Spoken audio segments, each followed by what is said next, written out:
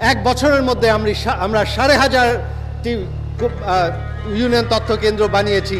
আমি আইটি সেক্টরের মানুষ, আমি কোনোদিন সরকারি চাকরি করিনি। সোনার চামচ মুখে নিয়ে জন্ম নেয়া পলাতক ফ্যাসিস্ট হাসিনা পুত্র সজীব ওয়াজেদ জয়, যার চলাফেরায় সব সময় ছিল আভিজাত্য।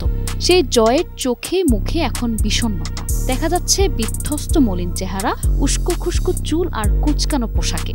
দেখে হয়তো যে কেউ ভেবে বসবে উনি বোধ হয় হতদরিদ্র পরিবারের কেউ। এখন চেহারায় আগের সেই জৌলস আর নেই।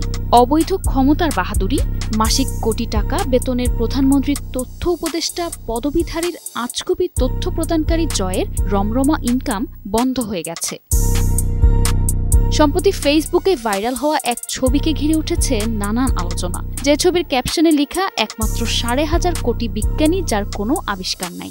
জামা কাপড় দেখে মনে হচ্ছে যার দিনকাল খারাপ যাচ্ছে, আগের মতো আর আবিষ্কার করতে পারছে না।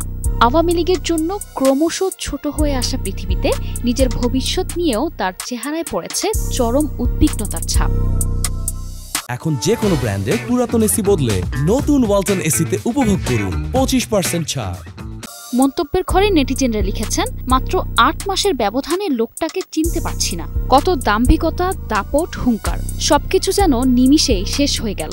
যদিও এর আগেও জয়কে ওয়াশিংটন ডিসির ভার্জিনিয়ার ডালা শপিং সেন্টারে পাবলিক প্লেসে দেখা গিয়েছিল। সম্প্রতি ভারতে পালিয়ে যাওয়া শেখ হাসিনা এবং তার ছেলে সজীব ওয়াজেদ জয়ের বিরুদ্ধে গ্রেফতারি পরোয়ানা জারি করেছে আদালত। শেখ হাসিনা ভারতে পালিয়ে যাওয়ার পর নানান সময় সামাজিক মাধ্যমে ভিডিও বার্তায় ভিন্ন ভিন্ন কথা বলেছেন সজীব ওয়াজেদ জয়।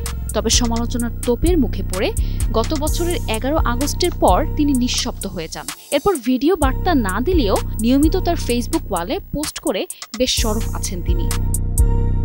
নিশা আলম, নিউজ ডেস্ক, ২১ টেলিভিশন।